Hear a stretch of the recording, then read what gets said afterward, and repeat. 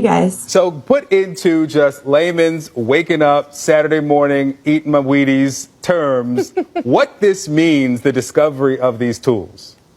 So these bones and artifacts show that people were in Florida 1,500 years earlier than a lot of people accept the Americas were colonized. And more importantly, a lot of us were taught that the Americas were colonized by some folks coming through an ice-free corridor from Alaska through Canada into North and South America around 13,500 years ago. That's what most high school textbooks say.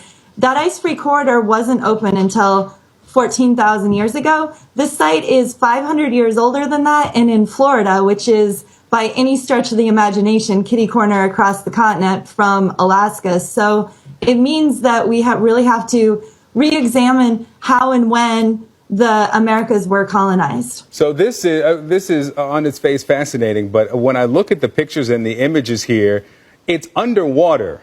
Yes. Some underwater sinkhole, is that what we're looking at here? Yes, it's a sinkhole in the bottom of the Osceola River.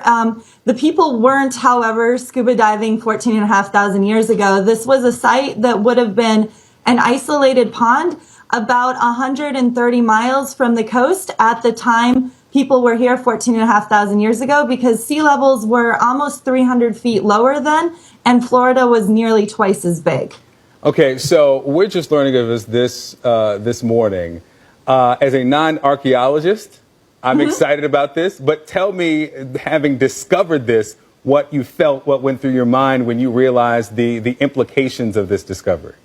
Oh, it was so exciting. Though, to be fair, we were building on research done by a number of archaeologists in the 80s and 90s who had already done some excavations at the sinkhole. They found a tusk with human-made, they said, cut marks, but it wasn't widely accepted by the archaeological community. So we were actually there to reevaluate their claims. And so finding the stone knife that we discovered really showed that they had been correct. The stone knife, there's absolutely no way that could be made by nature. Whereas some people had proposed that the marks on the cut could have been caused by elephants. And by elephants, I mean mastodons stomping around on the tusk later on.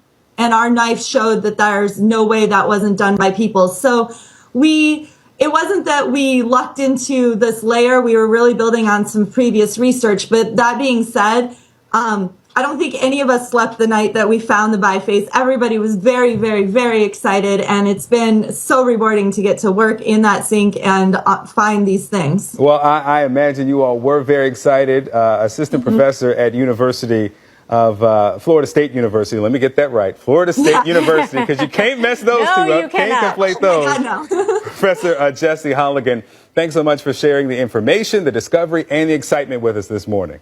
Thanks for having me. Sure. Hidden for nearly 15,000